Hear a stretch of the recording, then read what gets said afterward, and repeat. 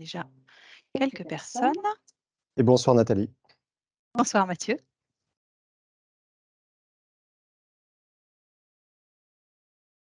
J'espère que vous allez tous bien. Merci de nous rejoindre pour cette session. Donc, on va doucement démarrer. Donc Mathieu, tout d'abord, où sommes-nous ce soir? Oui, même déjà avant de répondre à ta question, je m'excuse déjà parce qu'en fait, pouvait se méprendre dans le titre de l'invitation. Ce ne sera pas un café question-réponse, mais un thé question-réponse, parce qu'à cette heure-ci, je bois plus de café, hein, donc voilà, on invite tous les personnes à faire de même à cette heure-ci. Alors, où sommes-nous? Nous sommes déjà, comme vous pouvez le voir dans le cadre, dans une serre. La serre Family, comme on l'appelle, la serre Family 44, parce qu'en fait, c'est une serre de production alimentaire agrandie. Donc, il y a un espace de vie ici avec une petite table sympathique où on peut accueillir les gens, un canapé. Et donc, du coup, le cadre est un peu plus sympathique que juste une serre de culture. Voilà. Parfait. Merci Mathieu. Merci aux personnes qui nous rejoignent encore. Bienvenue à vous. Bienvenue pour cette session de questions-réponses avec l'un de nos fondateurs, donc Mathieu Urban. Et donc, on va pouvoir interagir ce soir avec vous en ligne. Donc, n'hésitez pas à poser vos questions sur la droite. En cliquant sur Q&R, vous pouvez poser vos questions qu'on retransmettra à l'oral. Merci aux gens qui nous ont encore rejoints. Et n'hésitez pas à poser vos questions. Donc, on va parler vraiment ce soir d'autonomie alimentaire à l'échelle individuelle. Parfait. Bonjour, bonsoir à ceux qui nous rejoignent encore. Bienvenue. Donc, bienvenue à cette session de questions et réponses avec Mathieu Urban, l'un de nos cofondateurs. Et je me présente rapidement. Donc, moi, je suis Nathalie. Ça fait 4 ans que je rejoins l'aventure. Et donc, je fais partie de l'équipe de Mathieu sur la partie commerciale. Voilà. Mathieu, je vais peut-être te laisser te présenter. On va commencer par ça. Si vraiment, Nathalie, je risque de monopoliser la parole, c'est sûr, mais si je suis trop long, si j'empêche les questions, si tu sens que c'est un peu relou, Voilà, tu fais le timekeeper. L'objectif, c'est qu'aussi les gens puissent poser un maximum de questions. Alors, je me présente rapidement. C'est vrai qu'en fait, on a choisi de faire ce format-là qui est un peu nouveau chez nous, puisque je n'ai pas forcément toujours l'habitude de prendre la parole en public. En tout cas, dans le cadre de MyFood, on m'a fait un peu le reproche de me dire, tiens, tu t'interagis pas forcément. Et c'est une opportunité un peu interactive de le faire. Et donc, je suis effectivement, je me présente, Mathieu, cofondateur de MyFood, la société. On a lancé ce projet-là il y a bientôt 8 ans maintenant, en 2015, avec mon cousin et associé Michael et un ami aussi également, Johan. On a lancé ce projet-là dans l'idée de reconnecter les gens avec leur alimentation. Je n'étais pas agronome. Je suis déjà père de famille, papa d'une petite Jeanne de 10 ans. J'ai travaillé pendant près de 12 ans dans différents métiers dans l'industrie, dans la communication, le marketing, dans le mobilier, dans le chauffage, dans plein de métiers passionnants. Et j'ai beaucoup voyagé aussi aux grandes dames de mon bilan carbone. Et j'ai aussi une petite vie parallèle que j'ai eue dans la musique pendant quelques années, jusqu'à, au bout d'un moment, commencer à me poser des questions sur le sujet de l'alimentation et de l'agriculture, avec un œil complètement neuf, parce que je ne venais pas du tout de ce métier-là. Je n'étais pas agronome, ni d'ailleurs mes associés lorsqu'on a lancé ce projet-là. Et j'en profite au passage parce que ils sont aussi quelques-uns sont là aujourd'hui. Je salue l'équipe, toute l'équipe qui participe à ce projet-là, MyFood. Je les remercie. On est bientôt une vingtaine dans l'entreprise et donc je les salue bien ce soir pour toutes les contributions à ce projet. Merci beaucoup pour cette présentation, Mathieu. Alors, j'en profite au passage pour vous dire que pour les personnes qui resteront donc jusqu'au bout avec nous, il y aura un petit cadeau. Donc, on en reparlera tout à l'heure. Alors, avant du coup de démarrer les questions des internautes, pourquoi finalement tu as voulu engager cette démarche d'autonomie alimentaire? Alors, déjà parce que j'ai voulu l'engager à titre personnel. C'est-à-dire que pour plein de raisons, euh, la prise de conscience, alors la prise de conscience, peut-être pour des gens qui se documentent, qui s'informent aujourd'hui, on se dit, voilà, prise de conscience environnementale, c'est chez tout le monde. C'est pas forcément encore chez tout le monde, et surtout pas à l'époque encore je dirais déjà dans les années 2005, où je commençais à me poser des questions sur le contexte économique, le système agroalimentaire. Et je crois dans les années 2010, prise de conscience avec différents films sur... ici, on est en Alsace, hein, donc on est dans une région qui était autrefois très maraîchère. Ça a fait la richesse de la région, des corps de ferme partout, vraiment une belle région.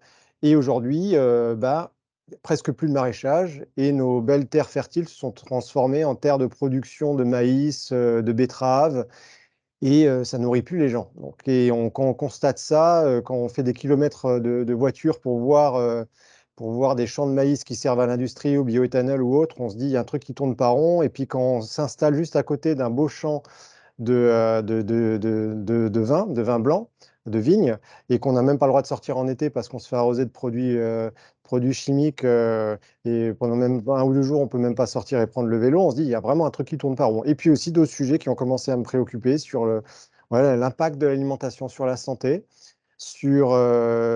puis je veux dire, on a commencé à prévoir, se dire il va y avoir des crises parce que ce système qui repose essentiellement sur le pétrole pour nourrir les gens, avec des supermarchés, des marchés même qui sont, voilà, où l'alimentation vient de Rungis, vient d'ailleurs ou même de l'autre bout de la planète, il y a un truc qui tourne pas rond. Donc on a commencé à se poser des questions là-dessus pour se dire que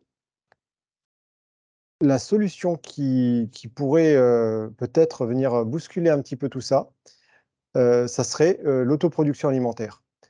Et du coup, je me suis remis à jardiner. Je me suis remis et Michael aussi, mon associé, on s'est remis un peu à cultiver le jardinage, la permaculture, tout ça. Et puis ça nous a bien amusé. Et puis un an, deux ans, mais en fait, en arrivant difficilement à obtenir une autonomie, voilà, où il fallait travailler le sol, désherber, arroser, pas pouvoir partir en vacances, un coup de sécheresse et il n'y a plus rien. Les limaces qui m'ont rasé tout le champ de choux. Enfin, voilà, ça m'a amusé deux ans. Et puis au bout d'un moment, on s'est dit, il y a un truc à faire. Voilà. Il y a un truc à faire. Et c'est peut-être ça qui a cette, cette addition de prise de conscience qui nous a peut-être amené à lancer le projet. Voilà. Allez, limaces, je pense que ça parle à Mm. beaucoup d'entre nous, n'est-ce pas, messieurs, dames? Très bien, merci beaucoup pour cette réponse, Mathieu. Alors du coup, est-ce que tu peux rapidement nous présenter MyFood peut-être? Alors oui, MyFood. Donc du coup, MyFood, ça a été la réponse à ces enjeux-là que je vous ai parlé. On a constaté qu'il fallait changer le système. On a eu l'ambition de se dire, on va essayer de le changer à grande échelle. On n'a pas voulu faire une petite association de quartier, ce qui est très bien, faire de la pédagogie, essayer de changer les choses à l'échelle locale. On s'est dit, on va essayer de faire un changement à grande échelle en faveur de l'autoproduction alimentaire, c'est-à-dire ramener les gens à produire par eux-mêmes. Et quels ont été les freins? On s'est très vite rendu compte que les gens n'avaient pas le temps de cultiver avec nos métiers aujourd'hui. Plus la place, hein. Aujourd'hui, ben, un jardin classique en périurbain, 200 mètres carrés, ben, une fois qu'on a mis la terrasse, la pergola, la piscine, il ne reste pas beaucoup de place forcément pour être autonome.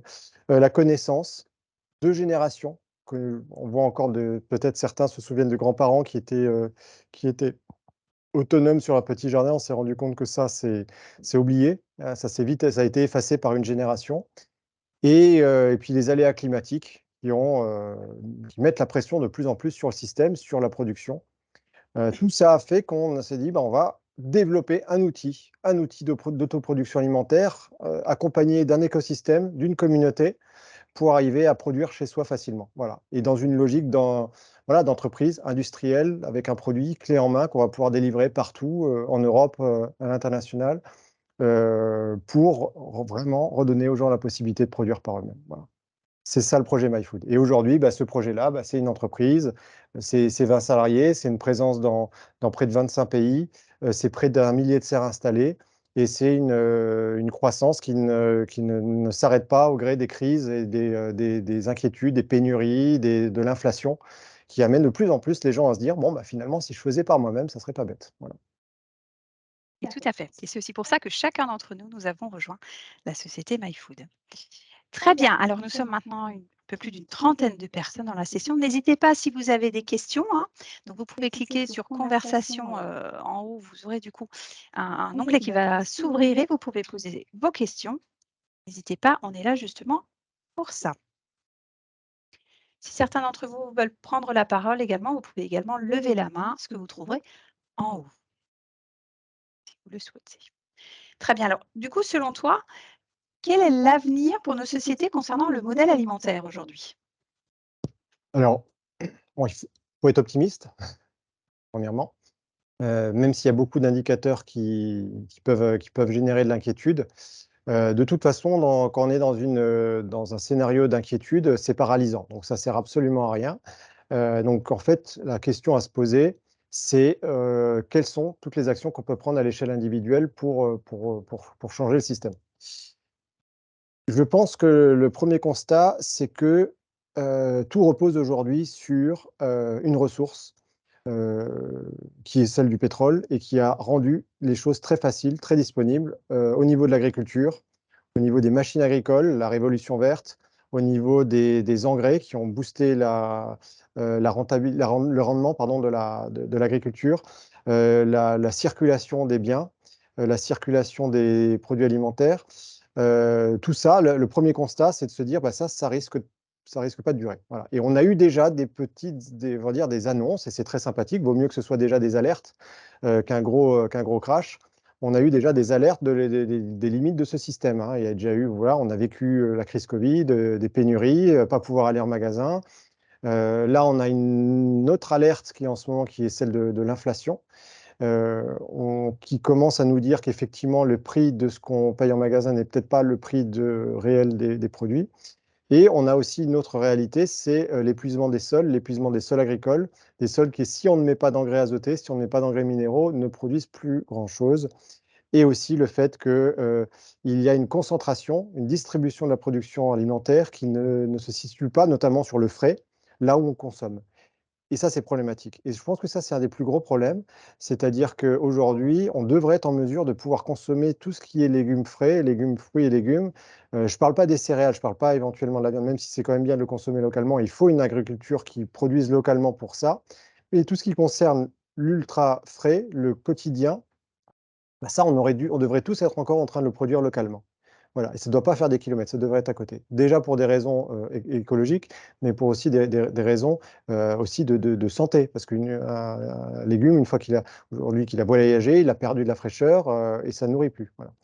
Et aujourd'hui, malheureusement, aussi, la production oriente les semenciers, la sélection des graines vers des légumes qui vont aller vers de la conservation, mais plus vers de la nutrition. Et les gens ne le savent pas, mais quand on va acheter des légumes en grande surface, ben, on achète des calories de légumes, mais pas forcément des légumes qui nous nourrissent.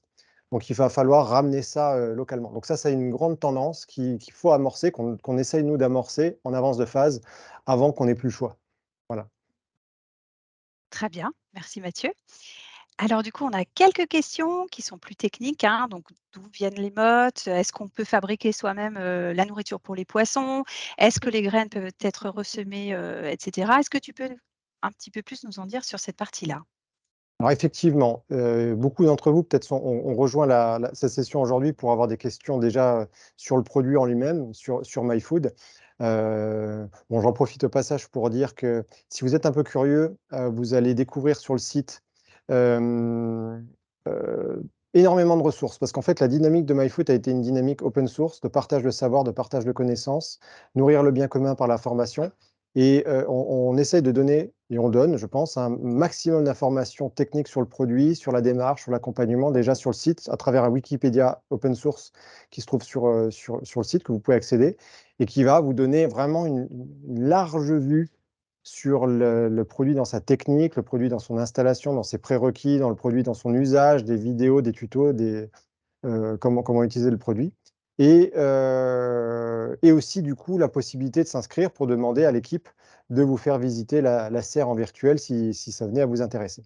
Alors, effectivement, le produit a peut paraître assez conceptuel pour ceux qui ne connaissent pas déjà l'aquaponie. Donc déjà, je vais donner un premier mot sur l'aquaponie. Pourquoi on a choisi l'aquaponie? On a deux techniques, l'aquaponie et la bioponie. Je reviendrai peut-être dessus. On l'a choisi parce qu'en fait, c'est ce qui nous permet de cultiver beaucoup sur une petite surface, sous serre. Si on cultivait en plein sol, il faudrait trois fois ou 4 fois la surface de la serre, donc ça serait absolument pas abordable pour une famille. Donc l'objectif, c'est de le mettre sur une petite surface. En vertical, en recirculation, donc l'eau recircule en permanence. Et ça va permettre de produire facilement, de manière ergonomique, sans trop d'efforts, sans arroser, sans désherber. On peut partir en vacances. Et l'aquaponie, en fait, finalement, est une manière naturelle. Comme en fait, on aurait un potager, on mettrait de l'engrais, du fumier de poule ou du compost. Et ben finalement, c'est du fumier déjà de poisson liquide qui est déjà dilué dans l'eau. Et finalement, c'est une manière très simple de cultiver. Donc c'est pour ça qu'on utilise l'aquaponie. Et en fait, on nourrit les poissons. Donc c'est l'entrant du système, hein, c'est ça qu'on met dans le système. Si on était sur un système un potager, ben, on va mettre du compost. Si on est système agricole, on va mettre des engrais, du fumier de cheval, peu importe. Mais là, l'entrant, en fait, c'est nourrir le poisson. Et on le fait en fait avec des granulés qu'on fabrique avec une start-up en partenariat, ou une entreprise, une PME maintenant, qui fait de la farine d'insectes et qui, du coup, est très protéinée et très adaptée pour l'aquaponie, où on va vouloir donner de la nourriture protéinée aux poissons. Voilà. Et ça va faire de l'engrais pour les plantes. Voilà. Et si je suis trop lent dans mes réponses, tu me dis, Mathieu, tu es Non, un peu c'est relou. parfait. Voilà. C'est parfait. Merci Mathieu pour toutes ces précisions. J'espère que ça a Je pu salue aussi les répondre. Alsaciens qui seront Oui. éventuellement présents dans la salle, même tous les autres. Voilà. Merci pour ces réponses qui, je l'espère, ont pu répondre à certaines de vos questions que vous avez bien écrites. N'hésitez pas si vous avez encore d'autres questions. Merci à mes collègues également qui vous mettent certains liens qui peuvent vous aider. Donc, on a un petit peu parlé des techniques qu'on utilisait. N'hésitez pas à poser vos questions peut-être sur ce qu'on peut planter, sur comment gérer la serre au quotidien. On est là pour ça ce soir. On peut peut-être aussi parler un petit peu des coûts d'investissement, du retour sur investissement, Mathieu? Oui. Forcément, quand on commence à réfléchir, à se dire, tiens, je vais mettre une serre chez moi, en plus avec un système qui produit automatiquement, c'est bon, on va se demander, oui, mais est-ce que je vais le rentabiliser, le système? Alors, vous douterez bien qu'on n'a pas aujourd'hui un millier d'utilisateurs et lancé ce projet-là en se disant on fait ça à perte, surtout quand on dit que c'est là pour répondre à une problématique d'inflation. Ça, c'est évident qu'on doit faire le calcul. Alors, c'est très simple. Aujourd'hui, une famille va à peu près consommer ou acheter en moyenne sur le frais, donc les légumes, à partir de 150 € par mois sur une famille classique, 3 personnes en moyenne. C'est à peu près le budget. Ce budget a tendance à même d'ailleurs grimper de plus en plus. Et si on mange bio, pour des choses qui sont comparables, c'est même bien plus que ça. On va être sur du 200-250 € de panier mensuel.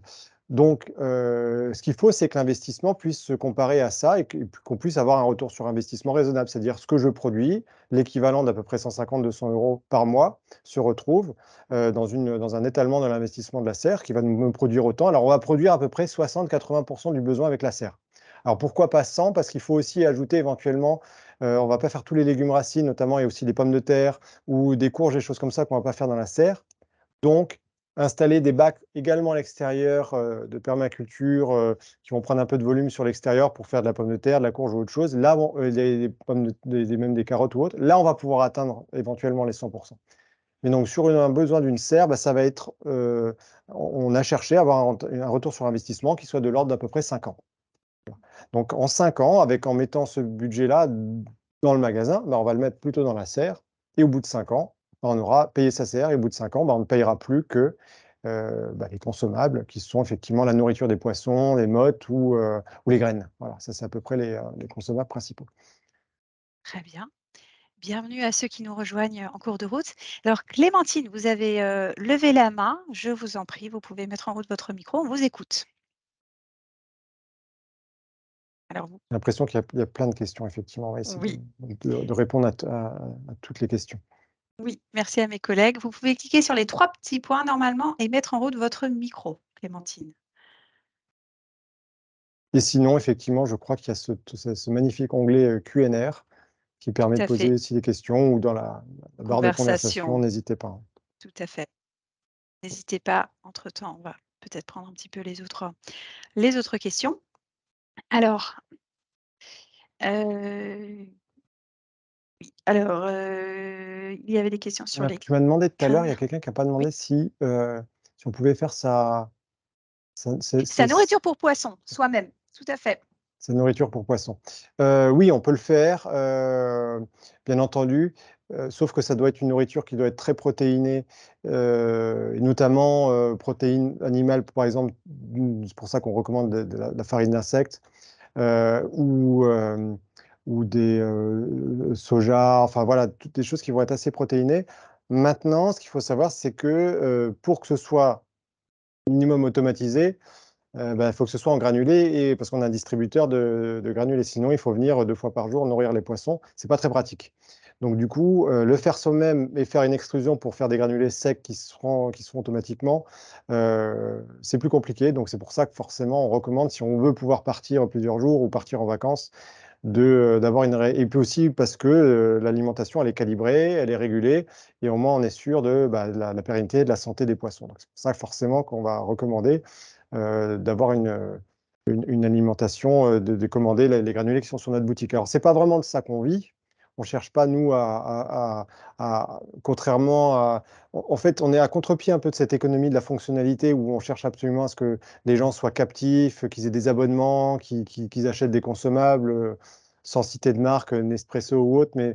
ah si, je l'ai fait, j'ai cité, mince. Mais que, en fait, de prendre nos semences, de prendre nos graines, de prendre notre nourriture de poisson, va plutôt garantir l'expérience. Et donc, du coup, finalement, être sûr qu'on va avoir une conduite de culture qui soit réussie. D'où l'intérêt de prendre ces consommables-là chez nous. Merci Ok. Mathieu. Alors Thibaut qui nous pose une question très intéressante. Intéressante. Il Il nous nous dit dit qu'il qu'il rejoint rejoint en en fait fait les les enjeux enjeux et et aider les gens à s'autonomiser. s'autonomiser. Mais Mais peut-on peut-on réellement réellement viser l'autonomie pour une famille sur l'autonomie 22 pour une mètres famille carrés, sur 22 mètres quantité carrés, kilo, prix quantité mètre kilo, carré? prix mètre carré? Parce que c'était quand même pour ça qu'on était venu enfin, c'était vraiment la question principale et ça dont il faut vraiment parler. Qu'est-ce qu'on peut faire concrètement sur une petite échelle? Alors, je me permets d'en parler parce que ça va faire maintenant près de 5 ans, ou même un peu plus maintenant, que je suis autonome avec ma famille à l'échelle de ma maison. Sur beaucoup d'aspects, pas tout. Et je vais essayer d'être un peu plus transparent. Donc ça va être peut-être une réponse un peu plus longue, je me permets, mais c'est vraiment un sujet important. Première chose, être autonome en plein centre de Paris, faut oublier. Ça, c'est une réalité. On peut faire des stocks, quoique même avec la place des appartes, on va pas faire forcément toujours beaucoup de stocks. Au mètre carré, ça va coûter cher. Mais il y a une réalité, c'est que si on veut entamer une démarche d'autonomie, il va falloir sortir un peu des villes. Ça, c'est clair. Avoir un peu de terrain, une capacité un peu de stocker dans la maison.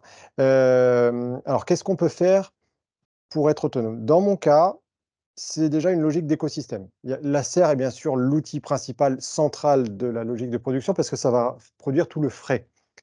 Maintenant, et je vais y revenir, hein, maintenant, c'est une logique d'écosystème parce qu'il va falloir... La première chose à faire, en fait, quand on achète une maison ou qu'on est locataire, peu importe, enfin, on prend un terrain, c'est de planter des arbres.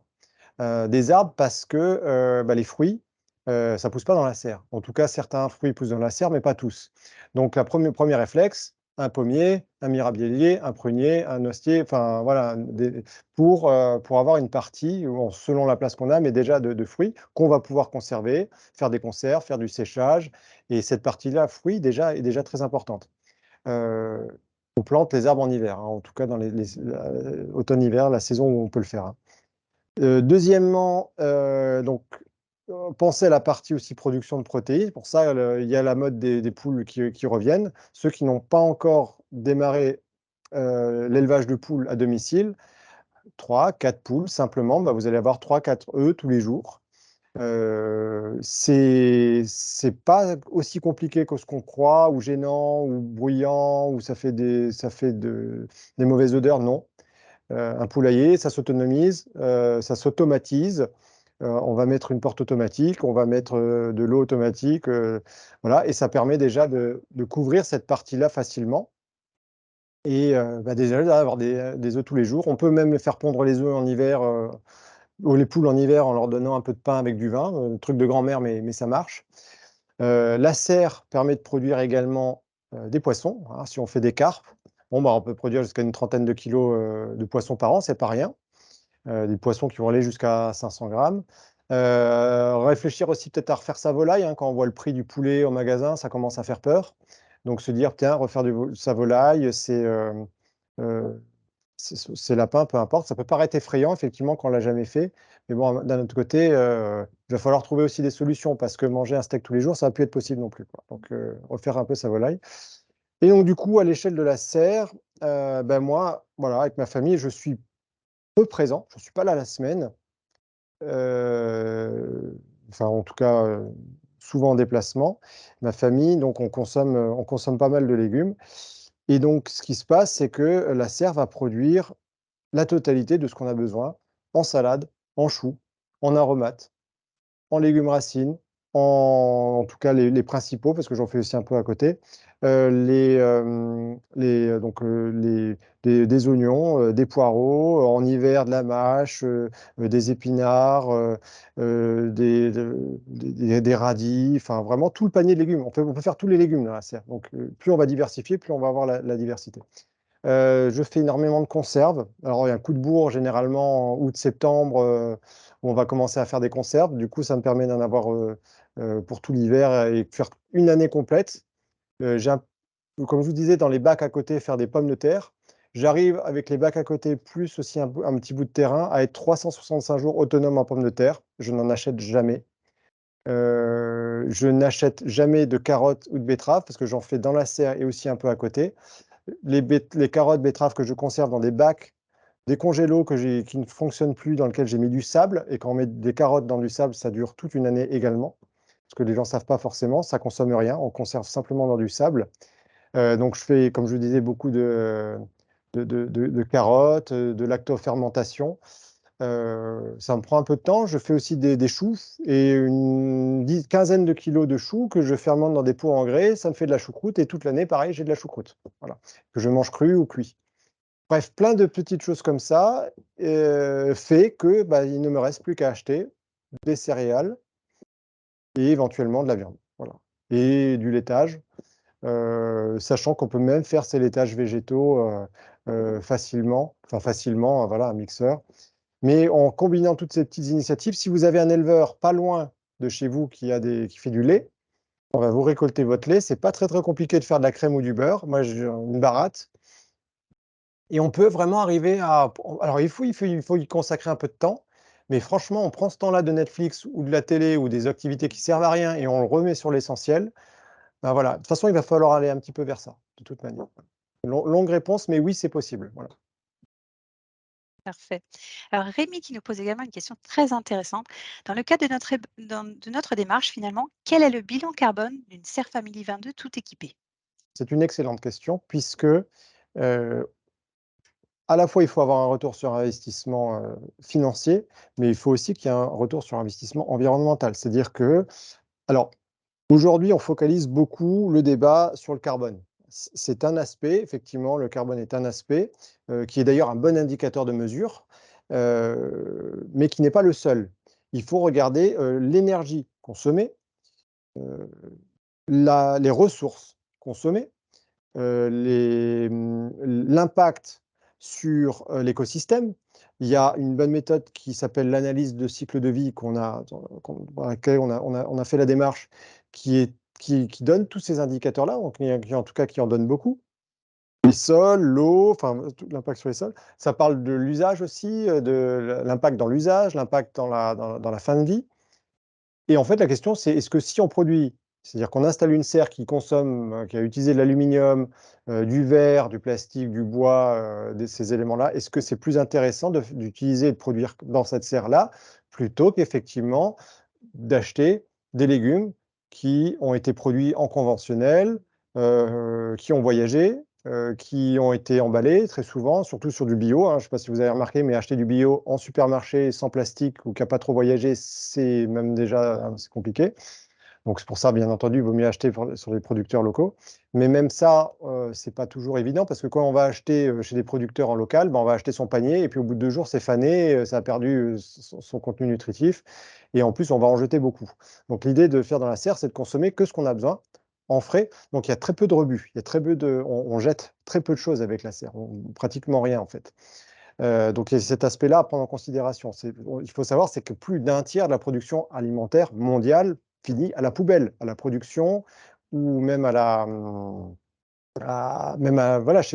bout de chaîne. Voilà. Et puis, sans parler de façon des circuits de distribution où on trie la nourriture qui rentre et si c'est pas calibré comme il faut et tout ça, la production finit à la poubelle. Donc, il y a cette réalité-là. Donc, prenant ça tout en compte, en prenant également le transport, la voiture pour aller chercher la nourriture qui a été stockée en magasin dans un grand hangar de supermarché avec toute l'énergie que consomme le supermarché, les clims, tout ce qu'on veut, tout ça, qui ont aussi voyagé, qui viennent de Rungis, qui viennent d'ailleurs et tout ça, qui ont fait beaucoup de kilomètres, tout ça, on a mis tout ça bout à bout. Oui, à partir de 10 ans d'utilisation de la serre, on passe le seuil oui, on a utilisé des ressources, mais le retour sur investissement, passé 10 ans environnemental, est positif. Donc là, à partir de là, on est dans un usage positif, sachant que la serre va durer 20 ans, 30 ans, voire plus. Voilà. C'est de l'alu, c'est du verre, c'est des matériaux qui ne bougent pas. Il y a quelques consommables à changer. Quand je dis des consommables, c'est des joints de serre pour l'étanchéité à changer au bout de 12 ans, des mousses, des choses comme ça au bout de 8 ans, voilà, mais peu de choses. Mais c'est un outil qui est là pour durer. Donc oui, une fois qu'on a passé ces 10 ans-là, on sait qu'on est très vertueux à l'utiliser, quoi. Merci beaucoup. Alors justement, tu parlais de consommables. Oui. On a une question là-dessus. Quel est finalement aujourd'hui le coût moyen mensuel des consommables dont on a besoin pour la serre? Alors, en fait, je vais parler surtout de curseurs. On a des gens, bon, tu le sais plus que moi, hein, qui ont jamais planté une graine, et puis il y a des gens qui sont déjà un petit peu des experts jardiniers, sauf qu'ils en ont marre d'arroser, de désherber, de faire toutes les galères, de se casser le dos. J'en sais quelque chose, hein, je suis assez grand, ça se voit pas sur la vidéo, mais moi j'ai trouvé la grelinette m'avait un peu aidé sur la fin, mais quand même, il y a quand même pas mal de contraintes dans le jardinage.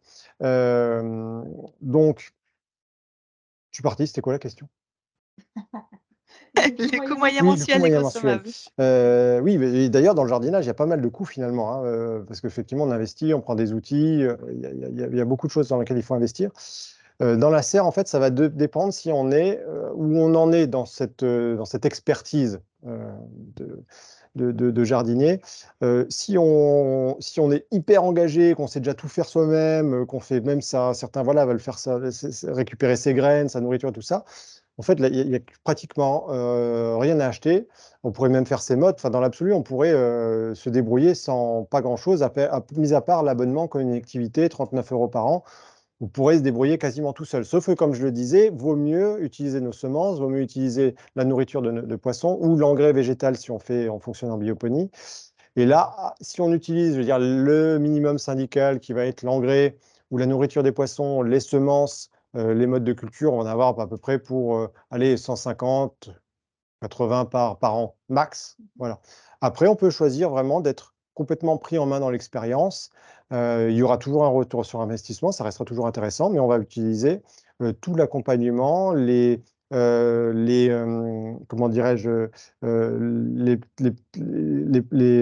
l'huile, le savon, enfin tous ces produits qui vont aider, le purin d'ortie qui vont aider à la lutte aux nuisibles, nos semences, nos mottes, nos accessoires, l'incubateur, toutes ces petites choses qui vont rendre l'expérience extrêmement simple, extrêmement pratique, et finalement limiter l'usage de la serre ou la maintenance de la serre à 1h30, 2 heures max par semaine. Voilà. Moi, ma serre, j'y vais 1h30 le samedi matin. Voilà, un petit coup de bourre au printemps pour replanter, pour nettoyer, au septembre pour faire des conserves, voilà, pour repasser en mode hiver. Et en moyenne, j'y passe très très peu de temps. Et c'est d'ailleurs un piège parce que des fois, on croit que c'est trop simple et puis on se dit un week-end, il n'y a rien à faire. Non, non, il faut quand même faut suivre nos recommandations, suivre nos vidéos, nos tutos, suivre le rythme de vraiment. Il y a un petit calendrier qui dit ce qu'il faut faire tous les jours, toutes les semaines. Il faut vraiment bien le faire. Voilà, il faut s'y tenir et ça permettra que ça se passe bien. Voilà. Tu pourras peut-être en parler, toi aussi, tu as une serre, tu pourras peut-être donner. Tout à fait. Ouais. Ça fait 1 an que j'ai moi-même la serre et c'est exactement ça. Donc je suis suis en fait les recommandations. Comme l'a dit Mathieu, je n'avais jamais planté avant et c'est vrai que c'était un vrai plaisir de pouvoir, être autonome pour sa famille et faire ça même quand on n'y connaît rien. Toutes ces recommandations, vous allez les retrouver sur le wiki dont Marine, ma collègue, vous a transmis le lien sur le chat. Alors Thibaut a une question en termes de production concernant le système aquaponique. Concernant les cultures possibles à la verticale, car il ne voit pas de choux derrière toi. Mais c'est normal, parce qu'en fait, là, comme je vous ai dit, on est. Alors, oui, il y a certains qui nous rejoignent. On n'est pas dans la serre familiale, là.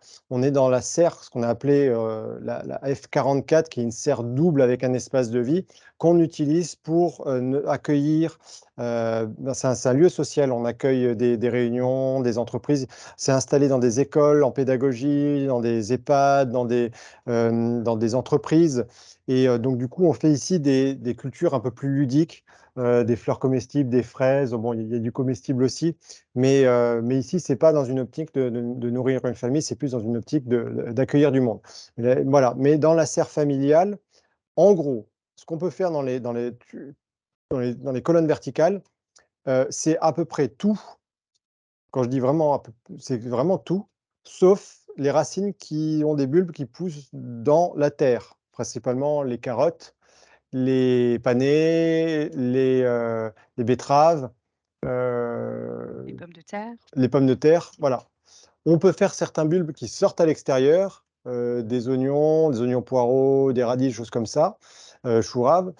Mais voilà, on va se focaliser sur ces cultures-là. Et c'est pour ça d'ailleurs qu'on a intégré ces bacs de culture avec ce substrat on amène, parce qu'on va mettre justement ces légumes-là dans la serre, dans les bacs à côté. Voilà. Et ça ne pousse pas, on ne peut pas faire en aquaponie de carottes, de pommes de terre. Voilà. Il faut le faire c'est beaucoup plus optimisé. Et en plus, on l'a fait dans des bacs qui sont auto-irrigants avec un substrat bien dense de terreau, de lombricompost, de biochar, un paillage, il y a une subirrigation qui fait qu'on arrive à avoir une densité de culture qui est bien plus grande qu'en pleine terre. Donc du coup, on arrive à avoir des grands rendements dans ces bacs-là.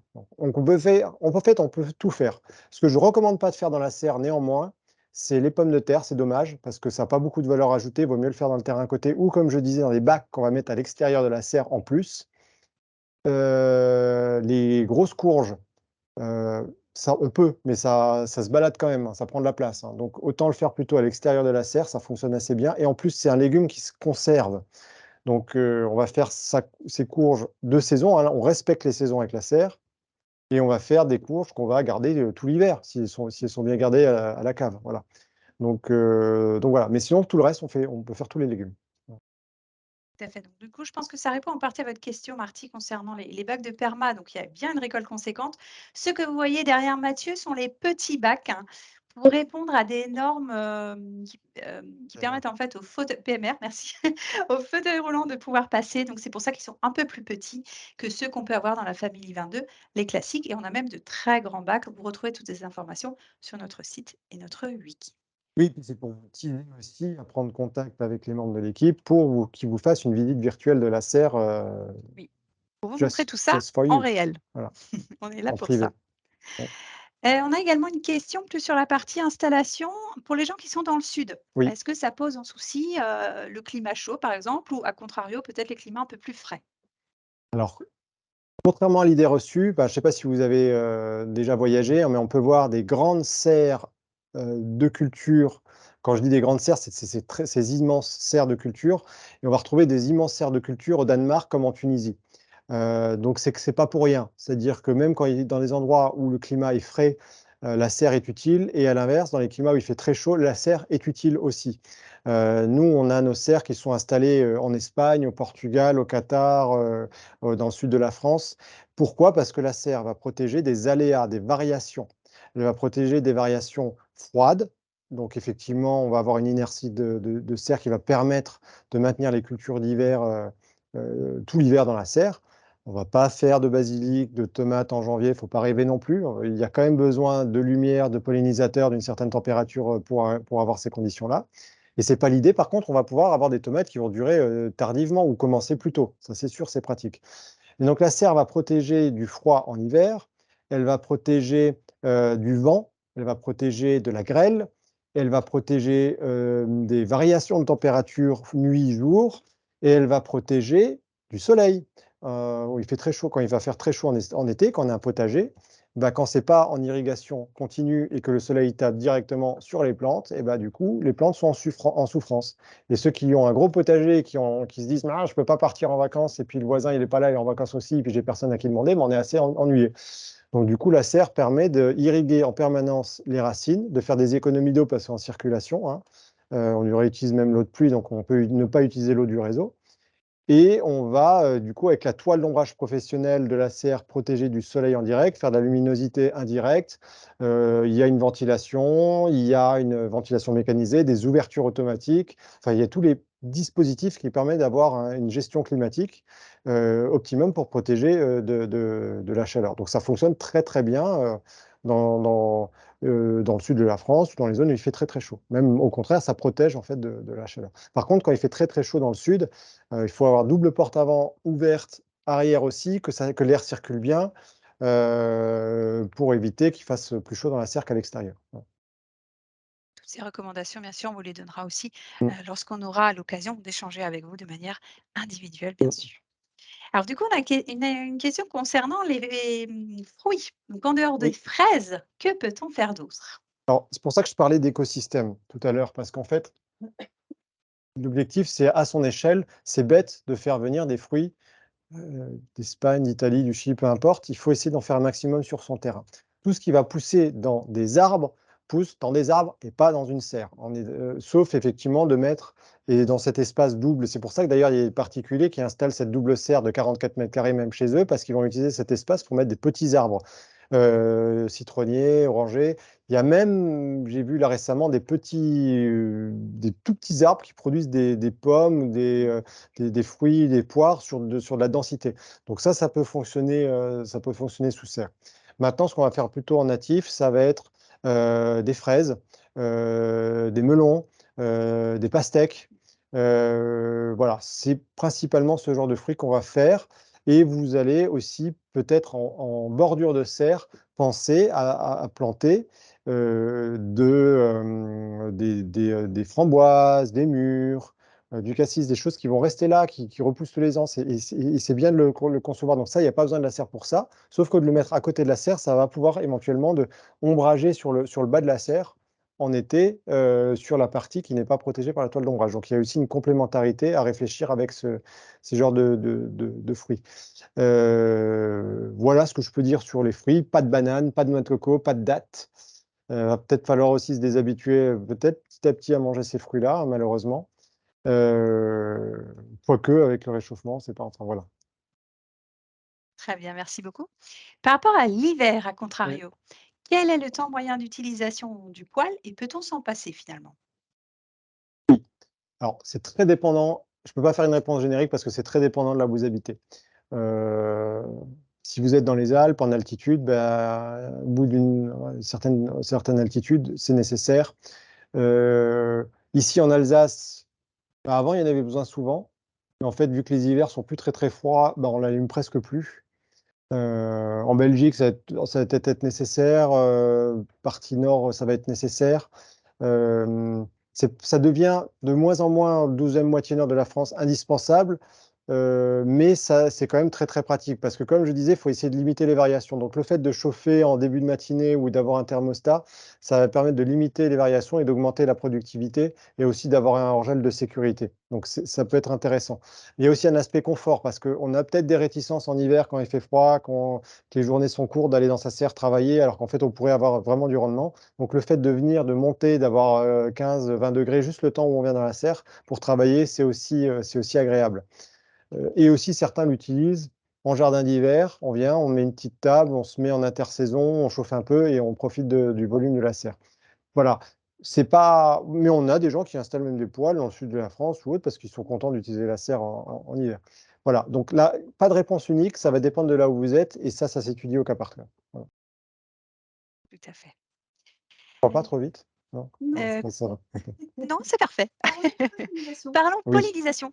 Comment ça se passe? Alors la pollinisation, c'est pas parce qu'on est dans une serre qu'il n'y en a pas.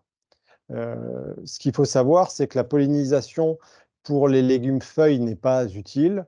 Donc forcément, toute la période où les portes sont fermées, où les lucarnes sont fermées, on n'en a pas besoin, effectivement, pour faire pousser un chou, pour faire pousser de la mâche, pour faire pousser tous ces légumes-là, on n'en a pas besoin.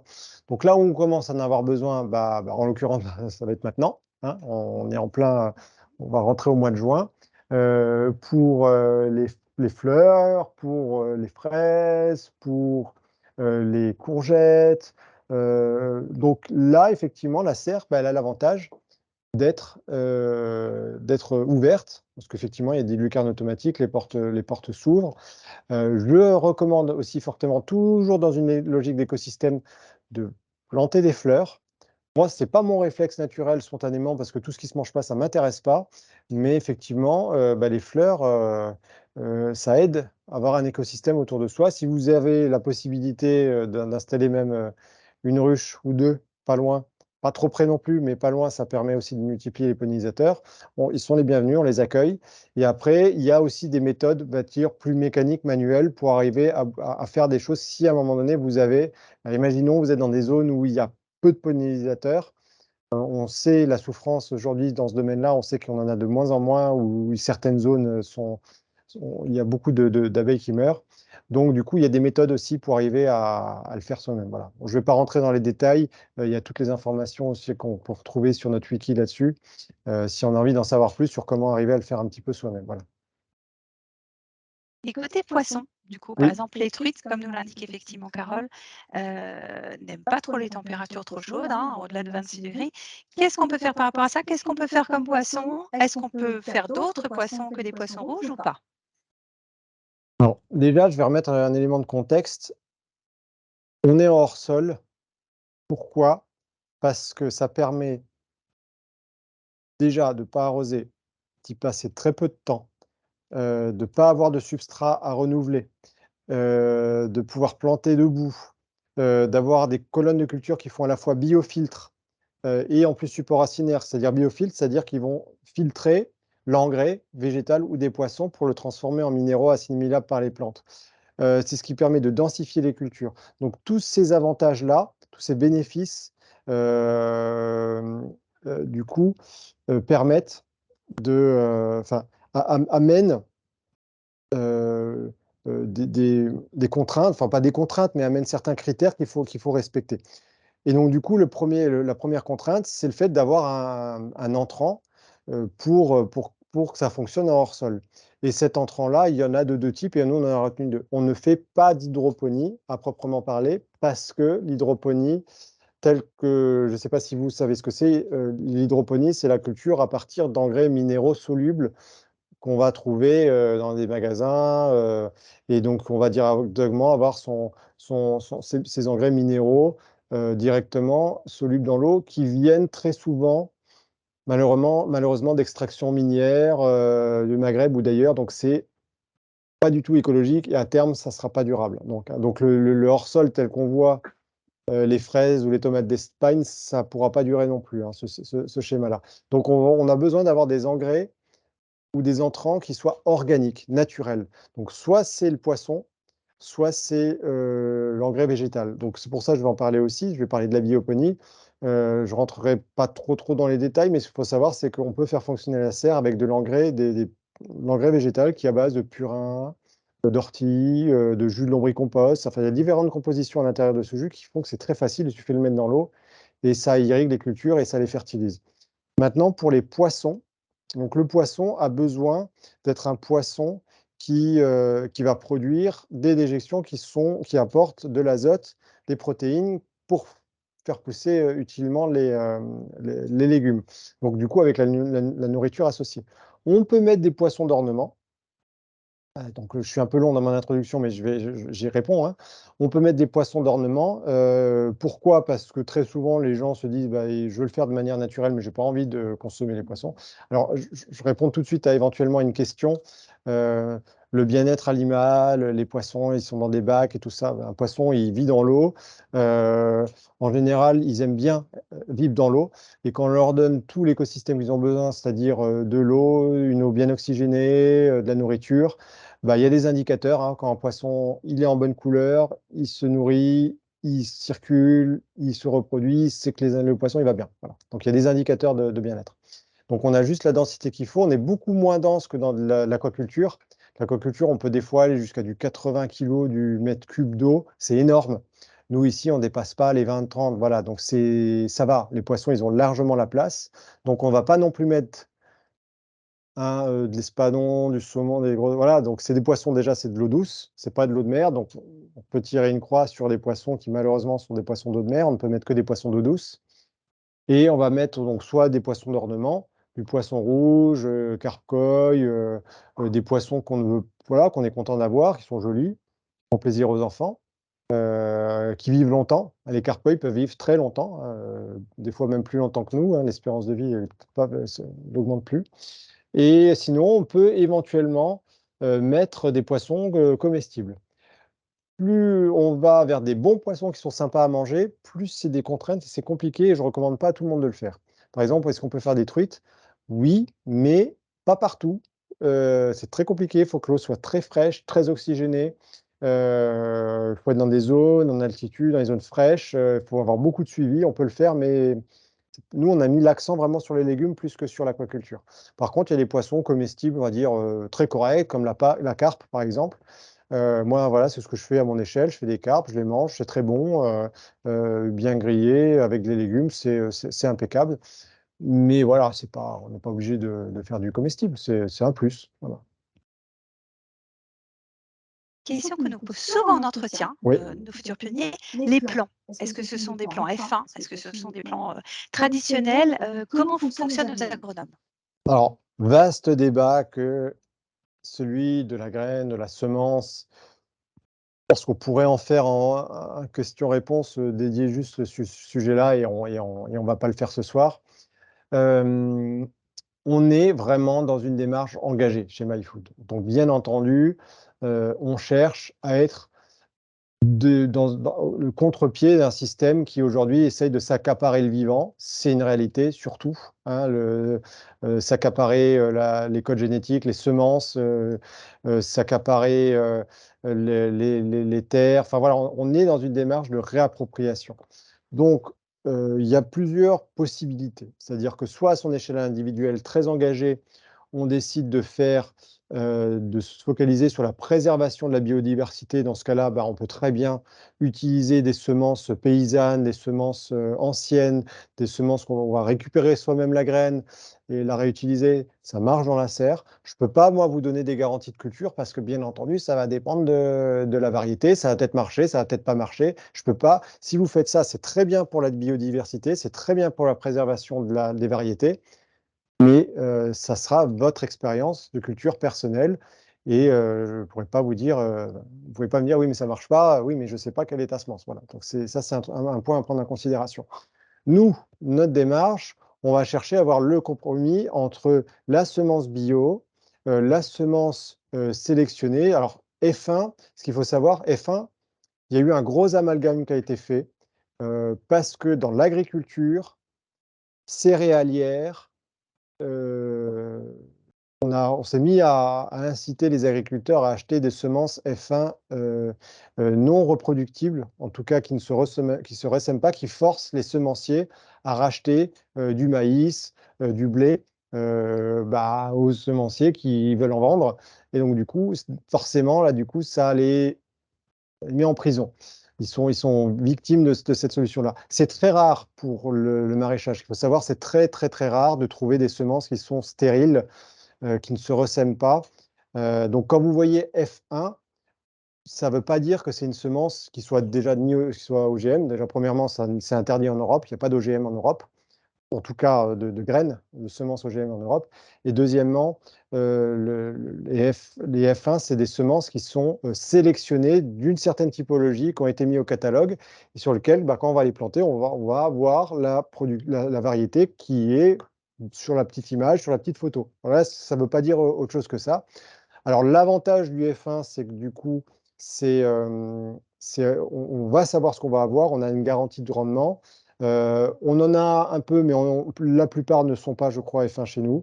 C'est des semenciers ici locaux, bio, qu'on va utiliser. Mais si vous avez du F1, ça ne veut pas dire que c'est OGM, ça ne veut pas dire que c'est non reproductible, ça veut juste dire que c'est sélectionné d'une certaine typologie et d'ailleurs, on va pouvoir les ressemer. On aura juste une autre variété qui ne sera pas la même que celle qui est sur le catalogue. Donc voilà, donc il ne faut pas mélanger F1, hybride, c'est une chose, c'est pas la même chose que OGM, c'est vraiment, voilà, ce sont des choses différentes. Voilà. Ok, parfait. Parlons un petit peu autonomie. Alors, non pas autonomie alimentaire, mais Oui, autonomie de la serre. oui. Combien de temps la serre peut-elle être autonome lorsqu'on part en vacances, en déplacement, etc. Alors, aujourd'hui, pareil, ça pourrait être un autre débat, ça pourrait être une autre discussion, on pourrait faire une thématique là-dessus. Aujourd'hui, les gens vont rechercher différents degrés d'autonomie et je vous invite tous à le faire, à reprendre la main sur plein d'aspects d'autonomie de votre vie, qui est celle de l'habitat, de votre santé, de la nourriture, de votre carrière, de votre intelligence. Reprenez la main sur tout ça, ça devient nécessaire. Ne soyons pas effectivement des esclaves du système. La serre en elle-même, on a cette philosophie-là de la rendre autonome. Euh, sur les différentes briques qui sont ces briques d'utilisation, ces fonctions, ces organes. Premièrement, l'autonomie en eau. L'autonomie en eau devient très importante. Donc la serre récupère nativement l'eau de pluie avec des gouttières intégrées, avec des récupérateurs d'eau de pluie qu'on met en option, 2 fois 300, 2 fois 500 prochainement, qui permettent quasiment, bien sûr il faut qu'il pleuve, mais sur une pluviométrie à peu près normale, on arrive à remettre cette eau de pluie dans le système. D'ailleurs, elle est très bien pour l'aquaponie et la bioponie, et on arrive à avoir une autonomie en eau de la serre. Deuxièmement, l'autonomie électrique. La serre consomme pratiquement rien. Alors, on est des ingénieurs à la base à avoir développé la serre. Donc, on a voulu que ça tourne avec juste 4 panneaux solaires. On a développé tous les organes en courant continu, basse consommation, 24 volts, qui consomment très, très peu d'électricité. Donc, la serre, on peut la faire tourner sur du 30, 40, 50 watts. C'est rien, c'est une ampoule, c'est pas grand-chose. Donc, on met 4 panneaux solaires, 2 batteries, un petit régulateur MPPT et on arrive à faire tourner la serre en autonomie. Voilà. Bien sûr, il faut qu'il y ait s'il y a 3 jours de nuages, pas de soleil, tout ça, les batteries vont vite se vider, mais dans la plupart du temps, ça peut fonctionner en autonomie solaire. Et si vous avez déjà des panneaux solaires sur la maison, bah, c'est parfait, de toute façon, ça va quasiment rien consommer. Voilà. L'autonomie, le dernier aspect de l'autonomie, je vous ai dit, bah, effectivement, c'est les graines, hein. Vous pouvez éventuellement les réutiliser ou les commander chez nous. Et l'autre aspect, éventuellement, ça va être sur les entrants qui sont euh, le compost à remettre dans les bacs de culture. Vous pouvez faire votre compost, tous les fans de légumes, vous les mettez en compost et une fois par an, vous remettez un peu de compost pour nourrir les bacs. Donc ça, c'est un aspect d'autonomie. Vous pouvez, si certains le souhaitent, si par exemple, je ne sais pas, vous êtes sur une île déserte et Chronopost ne va plus vous livrer chez vous, bah, vous pouvez toujours éventuellement faire vos engrais végétaux. Il y a des tutos sur Internet. Si vraiment vous vous retrouvez dans une situation à ne pas pouvoir mettre d'entrant dans le système, vous retrouveriez pas avec la serre qui ne fonctionne pas. Il y a toujours cette possibilité de s'en sortir avec cette option-là. Voilà. Ou faire sa nourriture de poisson si vous avez des poissons. Voilà. Donc on peut vraiment faire fonctionner la serre en autonomie, effectivement. Et c'était l'idée, c'était vraiment l'idée, c'était pas rendre les gens captifs. Tout à fait. Donc, je pense que du coup, Mathieu a répondu à votre question, Thibaut et Gilles, concernant la partie panneaux solaires et autonomie. Parlons un peu autorisation en mairie. Pour l'installation, quel type d'autorisation est nécessaire d'obtenir? T'as pas envie de répondre à la question, celle-là, comme ça je vais pouvoir boire un coup, Mais je t'en parce que prie. c'est un sujet passionnant. Alors, sujet, donc effectivement, déclaration, effectivement, il faut vérifier le PLU de votre ville. Donc ça, on peut s'en charger si vous le souhaitez. Donc on va vérifier les contraintes éventuellement que vous devez respecter à ce sujet et on peut même faire la déclaration à votre place. Vous l'envoyez une fois qu'elle est prête afin que vous puissiez la signer et la déposer. Donc pour une serre de 22 mètres carrés, c'est effectivement une déclaration préalable qu'il faut faire, hein. Contrairement à ce que pensent beaucoup de mairies, ce n'est pas un permis de construire. Voilà, on peut vous aider dans cette démarche-là et vérifier tout cela avec vous lors d'un prochain entretien téléphonique avec grand plaisir. Combien de temps peut-on être absent? Donc ça, on vient d'en parler, Barbara. Il y a effectivement 1 ou 2 semaines, c'est vrai, on l'a pas clairement dit, mais effectivement, on peut partir 1 ou 2 semaines, 1 avec ou sa 2 serre, semaines, hein, en hiver, on sans peut partir problème. presque 1 mois, il y a pas de souci, quoi. Voilà, effectivement, Mmh. en hiver, c'est un petit peu plus autonome dans le sens où, Mmh. en hiver, les bassins vont vraiment fonctionner, sans souci. En été, il faudra, avec l'évaporation Mmh. d'eau, prévoir un petit Mmh. peu de temps en temps, rajouter de l'eau tout Mmh. simplement, comme je crois l'une de nos pionnières vous l'a indiqué un petit peu plus haut. Je vais faire une petite parenthèse d'ailleurs, parce qu'il faut faire un peu de pub aussi, mais c'est que, vu qu'on a déjà passé une petite heure et moi je suis encore disponible pour répondre à des questions, ça me fait plaisir. S'il y a des personnes qui étaient intéressées par un projet et qui discuteraient avec une personne de l'équipe, normalement vous avez renseigné votre adresse email, ce qui nous permettra de savoir que vous avez été dans cette session-là et ce qui fera qu'on vous offrira, avec un projet de serre, un module dédié en fait de production de micro-pousses avec la serre, parce que vous avez été sympathique de participer à cette session-là. Donc, si vous ne l'avez pas renseigné, normalement, vous avez renseigné votre adresse email. Si ce n'est pas le cas, vous pouvez toujours le faire dans le canal de discussion pour bénéficier de ce module-là offert. Et je te repasse la parole pour la question. Merci beaucoup. Oui, donc on parlait un petit peu, hiver également. Est-ce que le module isolation pourrait être suffisant au lieu de mettre le poêle? Oui, c'est l'alternative. Ça, on propose aux gens qui ne mettent pas le poêle de choisir le module isolation, en fait, qui vient avec des plaques d'isolation en face nord qui évitent le vent du nord et de rafraîchir et améliorer l'inertie de la serre, plus des résistances de chauffage qui vont aller dans l'eau des bassins, qui vont être sympas pour les poissons, quoique les poissons ils peuvent supporter le froid, mais aussi les racines des plantes vont avoir une eau qui sera à une meilleure température et qui va aider le rendement et la production de la serre. Donc c'est une alternative tout à fait correcte. On peut mettre aussi les deux et là on a vraiment une solution optimum.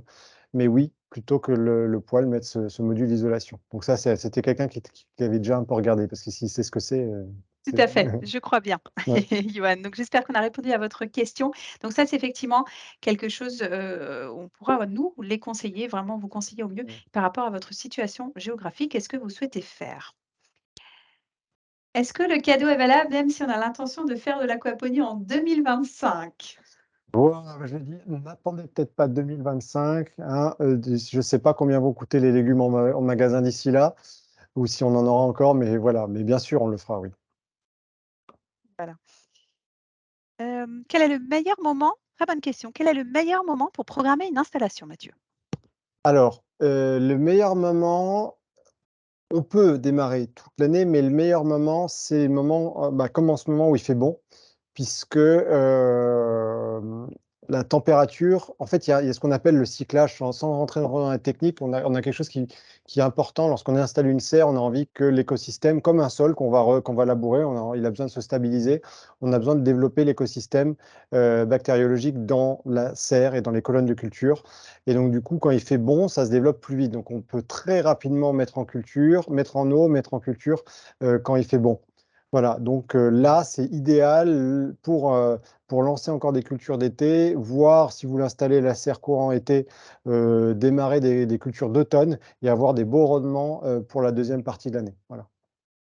Pour la prochaine saison, effectivement. Mm. Du coup, question qui va, un petit peu avec, quelle est la durée de l'installation? Alors ça va dépendre finalement de ce que vous choisissez comme, comme module, hein, donc un petit peu nos options à nous. Ça, on va vous l'expliquer lors de l'entretien téléphonique. Ça peut durer 2, 3, 4 jours selon le cas. Donc on a des installateurs un petit peu partout en France ainsi qu'à l'étranger. Mm, mm. Voilà.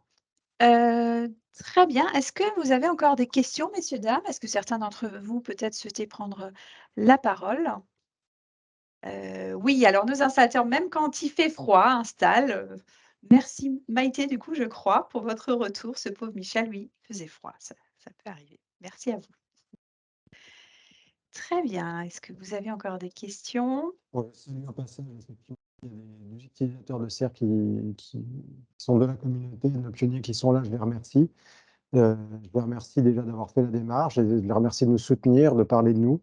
Et puis je remercie voilà, toutes les personnes de l'entreprise qui portent ce projet-là au quotidien. C'est un bel enjeu et on y croit et on est vraiment convaincu que ça va passer l'avenir par l'autoproduction alimentaire, puisque, voilà, encore une fois, il y aura peut-être pas le choix. Donc il va falloir aller, de plus en plus dans une démarche locale, dans une démarche, de réapprendre à faire les choses par soi-même. On va commencer par l'alimentation, je pense que c'est une très bonne idée, quoi. Tout à fait. Et du coup, on a une autre question. Peut-on installer la serre à la place d'un toit ou est-ce que c'est techniquement impossible? Alors, si je comprends bien, c'est peut-être mettre sur le toit, pas à la place d'un toit, parce que Je si on pense. retire le toit, il pleut. Je Ouais, ouais, pense. je Je vais pense, peut-être oui. vous laisser, Voilà. repréciser, mais je Mais pense que c'est ça. effectivement, si on a une toiture plate, si on a un toit plat, en fait, si on a une zone simplement, en fait, si on a une surface, il faut une surface plate, plane et un câble électrique. Voilà, donc les prérequis de la serre, c'est de la lumière, du soleil, du plat, un câble électrique, heu et pas à côté du PLU, faut que ce soit à peu près conforme, mais si on le met sur la maison, normalement ça va, quoi. Vérifiez avec nous, tout à fait. Bien également vérifier le poids Oui, possible sur le bien toit, hein. Ça, c'est entendu, pareil, effectivement, ouais. c'est des choses dont on vous parlera lors d'un entretien. Ouais, ouais, ouais. Très bien, messieurs, dames, ça fait un petit peu plus d'une heure qu'on est ensemble. Ouais, ouais, ouais. Merci en tout cas à Mathieu pour ton temps, Ça pour me fait toutes ces plaisir. réponses. Ouais. Merci à vous pour toutes ces questions extrêmement intéressantes. Mmh. Alors, est-ce que le plancher a un intérêt autre qu'esthétique?